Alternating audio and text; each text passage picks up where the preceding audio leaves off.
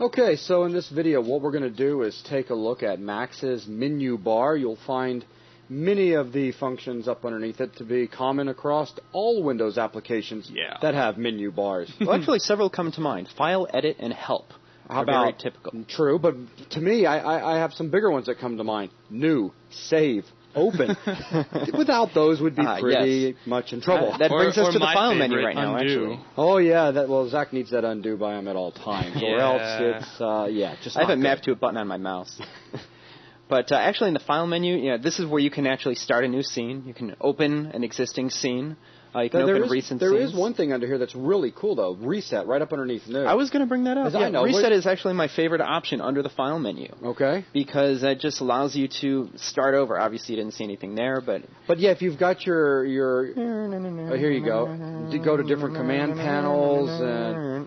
You know, you kind of screw things up. You can mess around. If you do a new Put a scene, bend on your sphere, why not? Do a new scene. And and new. Which is interesting. You can actually keep your objects. Yeah, that is interesting. Now, in this case, you'll notice we're still on the modifier tab, right? Right. And if not Zach, but Bill in this case, would have had one of the viewports maximized, that viewport would have still been maximized. Sure. So a real nice way to get back quickly to your default UI layout is to do... Let's actually do that real quick. Bill's like, are you sure? Yes, I am. And a reset. And a reset will bring you back to the 4 view, back to your create command panel, and you're ready to rock and roll. It resets everything. That's right. I use that a lot. I like it. I do too. In fact, they shouldn't even have new. They should just have reset. Reset. Which they should call the new. Well, I gotta admit, as long as I've been using Max, I've never done a new scene and kept my objects. Yeah, neither have I. Yeah. Think about it. I mean, I can see the use for that. Oh, yeah. But it's just not the way you normally work when you're creating a new scene. I've just never done it. Right.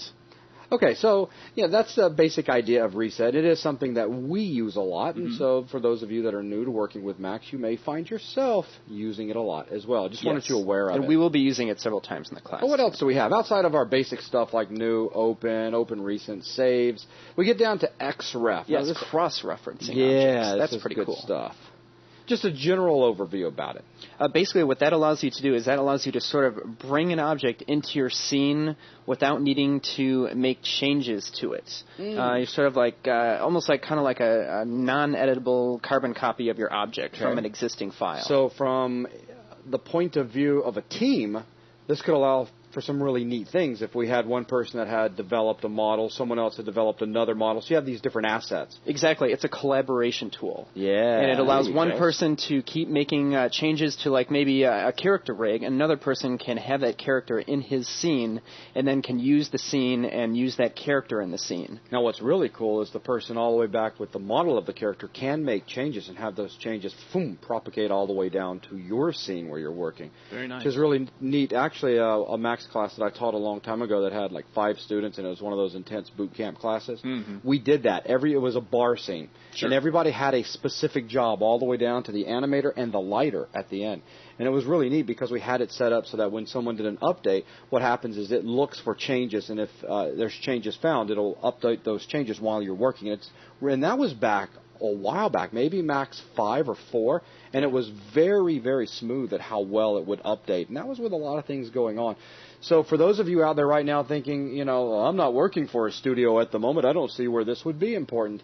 It really can be helpful where you can go out and create, let's say you're going to have a character and you're going to have an automobile, and you create these 2 different models, and then you can bring them into a new scene, and you can keep these, work with them in a non-destructive fashion, if you will. Keep the assets separated. That's right. It's a good object management tool if you want to look at it that way. I guess one thing to point out about that is that you would not be able to actually edit the object in your new scene that you have cross-referenced. Precisely. Sure. Also, another important command here is to merge, to basically pull in an object from a file so that you could bring it into your scene and then make changes to it. Okay. Typically, I like to group my object before I merge it in. Also, you can import objects from other different file formats as well as exporting them to different file formats as well. Okay. Sorry, let's get into the edit menu. Let me sure. Let me just add one thing real quick for those that are watching that may wonder why did he skip over something.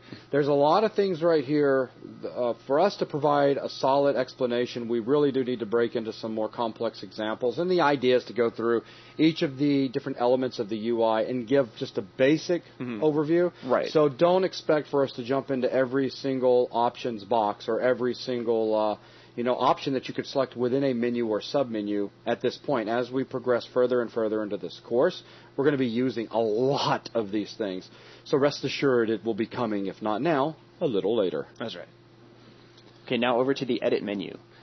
This is important. This allows you to, this has the undo and redo features. Zach's favorite 2 commands as he sighs. Very with important. Happiness. Now, typically, I usually don't access them from the edit menu. I access them from the main toolbar, but we'll get into that later in a subsequent video. It actually has 2 more of my favorite commands. Let me guess. That I hold one of them? And fetch, man. Yep. Hold is awesome. It is a very neat command. Especially when you work for somebody like Buzz, who while you're working will come up and go, hey, that's really good, but I need you to actually stop what you're doing here, and I'm going to redirect you and get you to work on this for a while, and then you can get back on that. Man, when would I ever do something like that? Every day. Oh, yeah, that's right. Every single day. So basically what hold is going to do is going to take your scene as it stands and just store it in memory, almost like kind of like hitting Control-C on something and storing it in the clipboard. Right. So you got to be careful with this, though, because if Buzz does come up to you and says something like, Zach, I need you to change gears, work on this for a minute, and you hit hold, then forget about it. Right. You go in there and hold another scene on top of that. You lose what you had before. Destruction happens. That's right. It can only hold 1 scene at a time, but the cool thing is it actually writes it to a very small file, so you can literally switch off your computer, switch it back on, and come back in and just fetch, and what you had before will flash right back in. Right, but it only holds it to the same file, and it'll keep overwriting that file. That's right. You just have to be aware of that. Only have 1. So if I have you switch gears and begin working on a new project, and then you, for whatever reason, hold that one because you're going to lunch or something, you just eliminated the last one. Yeah, don't get hold confused with save. I mean, remember to save and save often, but hold is very cool when you get that real quick interruption, or maybe there was something you forgot or something you need to even just try out. Hold your scene, try out your thing, fetch everything back in when you're done, and continue. Sure, like here I just made a glorious sphere. It took me a while, I know. It's a glorious. I'm going to go ahead and we're going to hold that scene so that scene is held. So now let me create something else, I don't know, a cylinder. And now we go and we fetch. The glorious scene steps forward. About to fetch. Okay. We get back our original scene. That was the most complex undo I've ever seen. Yeah, that's a very long way to go about undoing, but cool. I see where you're going. Just want to demonstrate hold and fetch there. So, but what Zach said a second ago is something important. It is a file that is written, so it is something that you can get to through file open if you dig your way down. More on that later. Okay, and moving on. Let's see. In the edit menu, we have the delete function. Basically, it allows you to delete an object in question. Usually I just hit the delete key. Yeah, I mean, but you can delete. It's easy.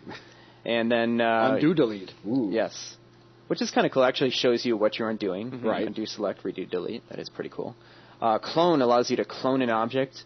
Again, I don't usually use that all too often because I really like to use the shift key when cloning. Shift transform, baby. Woohoo. Kind of like that. And you can even bump up the number of copies if you want. Yeah, more on that later. Yes.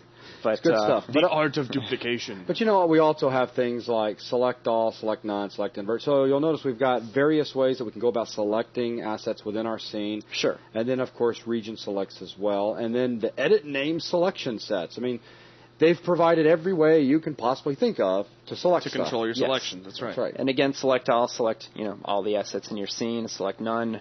Select none of the assets in your scene. And then select invert is kind of cool. If I select several objects and then hit select invert, it'll invert that selection. Very nice. Cool. Very nice. Now, getting down to edit name selection sets, I actually want to hold off and explain that when we talk about the toolbar. For sure. Because that is pretty handy. Mm-hmm. Let's move on. Let's go into the tools menu. Now, this is a great menu. There's a lot of fancy. This is sort of like the smorgasbord jack of all trade of menus right here. I mean, there's a lot of things in here, but so we're only going to point out the most popular and most useful ones. I want to see if I can explain this menu in just a matter of a couple words. This is a bunch of tools available. All right, so the next menu we have. Moving right along. Basically, a lot of these are actually also on the toolbar, so we don't want to get into all of them just now. But say for instance, you have the type-ins and the floaters. Those are kind of cool. It basically allows you to type in an exact value for wanting to move your object around the scene, or you can use the spinners to move them around as well. It's kind of handy.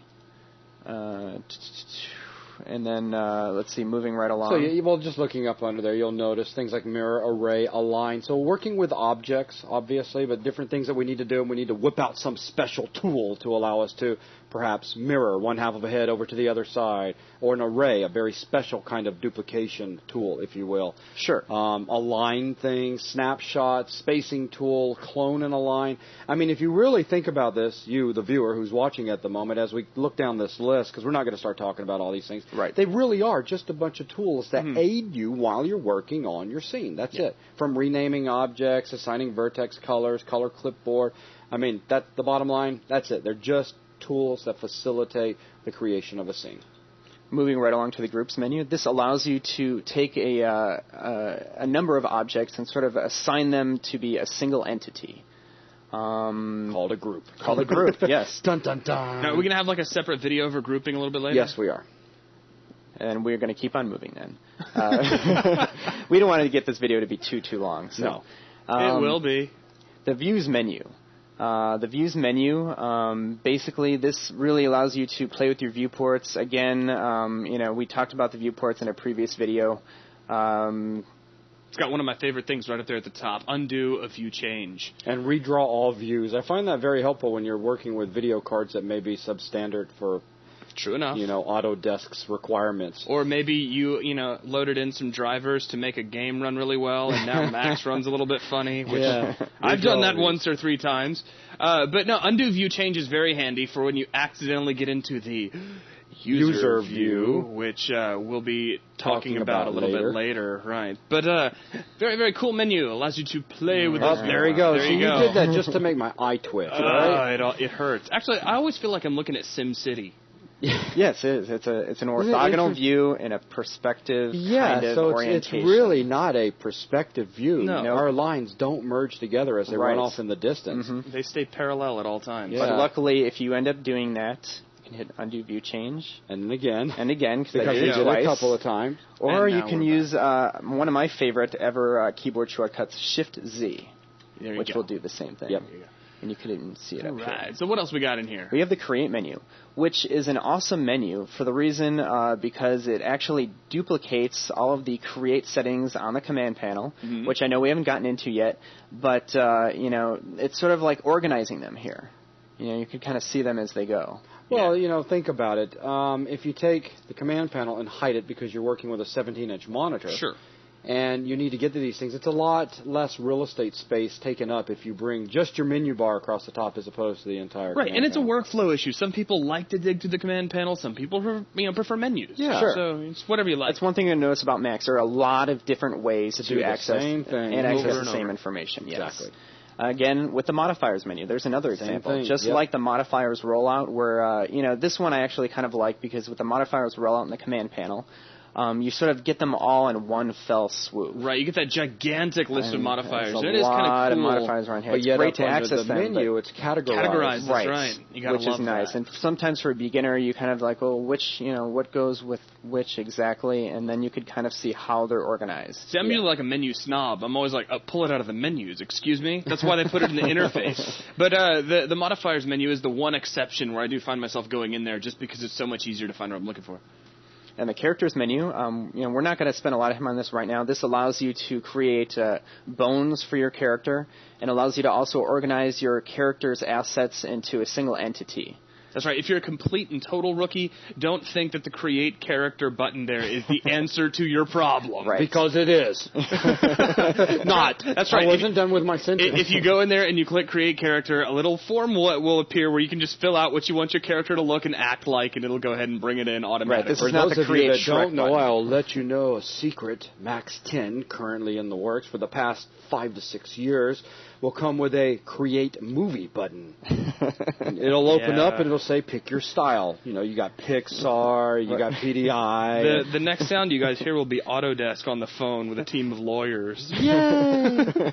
We're just kidding. The fine print at the bottom says, we're just kidding. Actually, a character is just an entity that is going to allow you to unify the various aspects of your control rig into a single usable thing. That's right. Yep. And we will get into this later when we're rigging characters with bones. That makes really sense. Fun stuff. Yeah, It does make sense. The Reactor menu. The Reactor is awesome. Reactor is the dynamics physics engine for Max, made by Havoc. Also in some games such as Half-Life 2 and Max Payne, which is pretty cool. It's the same exact physics engine. Actually. It sounded like a sales ad. I know. He's got that sound. Brought to you by certain games. I'm Dash Cunning. He should be up on a stage like a GDC. You know? Oh well. Cool. All right, so animation. Animation, this is a very cool menu set right here. We don't have time to get into everything here because we'll be spending a lot of time on it later. Oh, but it's super easy. Everything dealing with animation. That's right. From your different controllers that are controlling your different transforms. To IK. Constraints. Gotta love the constraints. Wire Constraints parameters. are awesome. Everything that deals with the manipulation of parameters over time. Even creating... Or indirectly. And they're probably going, what's IK, what's constraint, what's Don't a worry control? We'll get there. that. We'll get there. Yeah. You can even create previews of your animation here so that you don't have to do like a full render to see what's going on. Which That is is very very nice. cool, yeah. Kind of like a play blast, if you So will. the best way to think of this is, as opposed to modeling type stuff up under here, everything up under here is for controlling Moving something. stuff. Controlling. Okay. Yeah, because not everything moves. Controlling over time. Controlling over time. Hence Right. animation. And this is where the Yeah. awesome reaction manager is as well. Dun, dun, dun. Which is so awesome. Yes, that it we'll is. talk about it later. Yes, we will. We will be spending a lot of time on that. So basically, guys, if you hadn't caught on yet, the point of this video is to give you a lot of anticipation for what's coming up. And now we're into the graph editors menu. This allows you to bring up the curve editor, which allows you to make changes to existing animation curves. And then also you can get into the schematic view as well. Yeah. And Two that huge allows you cans to of sort worms. of, schematic view. What does that do? It allows you to look at your scene in a different way. Kind of a node-based representation of everything going on in your scene. Precisely. right. And you can see relationships, Yeah. etc. in there. Right. Hierarchies, all that sort of thing. Now the rendering menu set. Oh wait, I know what this one's about. This one's about rendering yes, student. out. Yes. It's about rendering out. Yes, it allows you to sort of take your scene and kind of color your geometry, if you will, with shadows and textures and light calculations. This is where you're going to convert your three-dimensional scene into a two-dimensional image or movie. Sure. That's primarily what this is all about, and all the various settings you can use to control that. Things controlling your lighting, controlling your ray tracer, a lot of different things we're going to be getting into a little bit later. It allows you to make it pretty. Yeah. So, okay, moving on to the Customize menu. This allows you to really change around your Max user interface pretty much any way you desire. You can customize the keyboard shortcuts, the layouts, even the color of everything. You can change panels around. To manage what plugins are being utilized? Sure. You can this is where you can even get into the Max preferences as well. So let's say you wanted to change the number of undos in your scene. This is a big screen right here, I know. But, just real quick, let's say, right now you only have 20 undos. I can use that up, like, with one function. Let's make it 200. Much better. Now you have 200 undos that you can get back to if necessary. Zach needs 2,000. So. Be quiet, man. He'll work for 4 days and then say, no, I'm going to undo all the way back to all the way back to the beginning. And then the MaxScript menu allows you to basically open up the MaxScript listener. By the way, what is MaxScript? MaxScript is a scripting language. Yes, it is. Yeah, so it basically gives you control to a lot of things inside of 3ds Max at a code level so that you can write little programs, if you will, that will help control things. It allows you to automate things as well and maybe even create your own user interface, which we'll be doing later on in the class. Tools. Yeah. Yeah. And now for actually my favorite menu in the entire program, the Help menu. This is so important. I can't stress this enough. This is probably one of the most important things about Max is that it has an excellent user reference help file. 3ds Max really does probably have the best help file system that I've ever seen in a 3D application. I mean, it is it's very comprehensive. It's written extremely well. It's easy to understand, and it has excellent tutorials as well. And yes, guys, we still use it. So you should use it. Well, I do. Oh, okay. All right, yeah. I use it too. The next sound you guys hear. Yeah. But yes, right. I'm even going to bring it up right now. Yay. It's so important. Or maybe you're not. That's okay. I was just kidding, guys. I'm going to show it to you guys later. But yes, this is a very, very important thing. Don't gloss over what we just said. Again, I need to say it one more time. The help file is excellent. Use it. Don't ever become too good for the help file. Basically. Right. And outside of that, I think that's everything that we needed to look at in regards to the menu. Yeah. And the whole idea is just to give you a general overview of what we're looking at. And if you really step back and think about it, basically what we've got is the standard things that you're going to find in any menu: file, edit, and help at the end. Mm-hmm. And then from there we start getting into things very specific to 3ds Max.